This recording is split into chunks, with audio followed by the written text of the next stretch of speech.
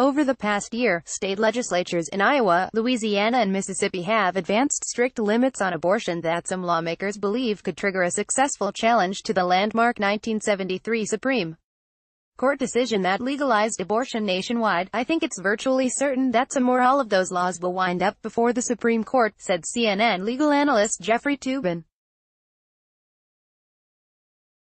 "And they will get a much more favorable reception with any of the judges on President Trump's list of 25 possible nominees." Trump's first Supreme Court pick made after Senate Republicans blocked President Barack Obama's pick to fill a Supreme Court vacancy was Neil Gorsuch, who has been a reliable conservative vote. Trump said he will pick from a list of 25 conservative candidates. Trump's opportunity to replace Justice Anthony Kennedy, who had voted to uphold Roe in 1992, is exactly what we had hoped for, said Jim Carlin, an Iowa Republican state senator. "With Kennedy as the swing vote, I don't know that we would have had the capital on the Supreme Court to reverse Roe v. Wade," Carlin said. "If we were to get another conservative justice to the bench at the Supreme Court, I think our chances are much, much higher. Anything that we can do to soften the blow of Roe v. Wade or weaken it or dilute it, it's up to us to do that," said Lawrence Bagley, a Louisiana Republican state representative.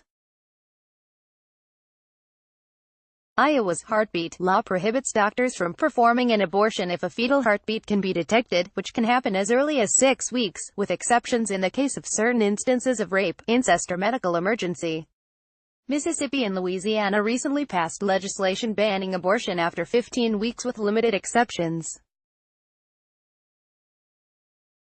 In Arkansas, a legal battle is currently playing out over a law that imposes limitations on access to medication-induced abortions. Planned Parenthood reacted on Wednesday to the news that Kennedy will step down with alarm. "The right to access abortion in this country is on the line," Don Legwins, the executive vice president of Planned Parenthood Federation of America, said in a statement. "The idea of Trump having his choice to fill another vacancy is terrifying for not only abortion rights, but for our ability to live free from discrimination in this country." The ACLU and Planned Parenthood have challenged Iowa's law in state court, and it was put on hold by a judge as the case plays out. Veronica Fowler of the ACLU of Iowa said that while getting the law to the Supreme Court was definitely the goal of some extremist politicians in the Iowa legislature, the group purposely chose to challenge it under the Iowa Constitution because any appeals would end up in the Iowa Supreme Court. She added, "The U.S. Supreme Court does not have the opportunity to review state Supreme Court decisions concerning state constitutional questions. It doesn't have jurisdiction." The fact that the law faces a state challenge hasn't convinced some of its supporters that it won't make it to the Supreme Court, however.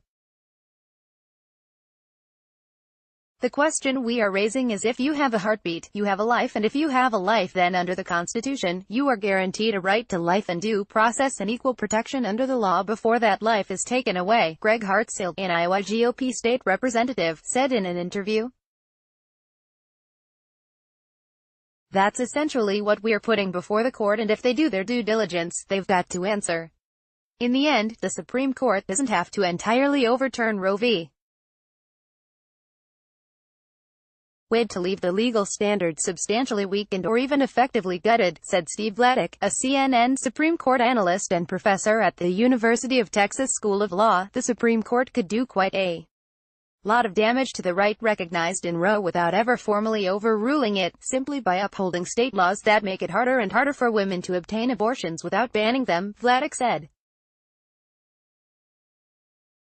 That idea could be tested in Arkansas. The 2015 state law says that any physician who gives, sells, dispenses, administers, or otherwise provides or prescribes the abortion-inducing drug shall have to have a contract with a physician who has admitting privileges at a nearby hospital. The Supreme Court last month refused to take up an early challenge to the law, which cleared the way for it to take effect in mid-July, but did not say if the law is legal or not, leaving that to a lower court to determine. Earlier this month, a federal judge imposed a temporary restraining order on the law, setting the stage for the case to potentially return to the Supreme Court at some point in the future.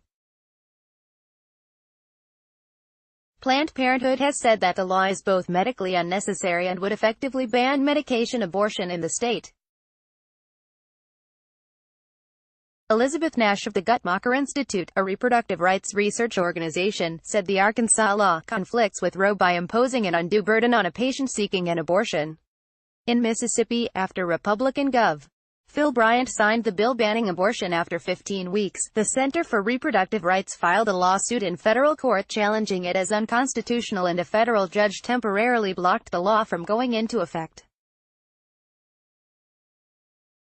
Louisiana's 15-week law is also on hold pending the outcome of litigation in the Mississippi law. The Center for Reproductive Rights points out that in recent years, the Supreme Court has declined to review a number of lower court decisions striking down abortion bans prior to the point of viability.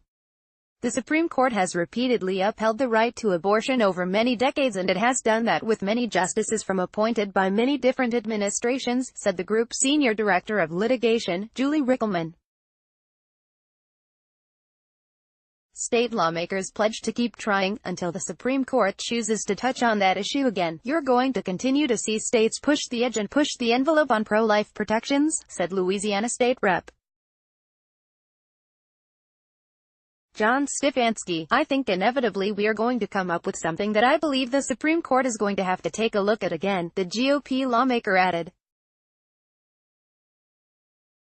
CNN's Ariane DeVoe contributed to this report.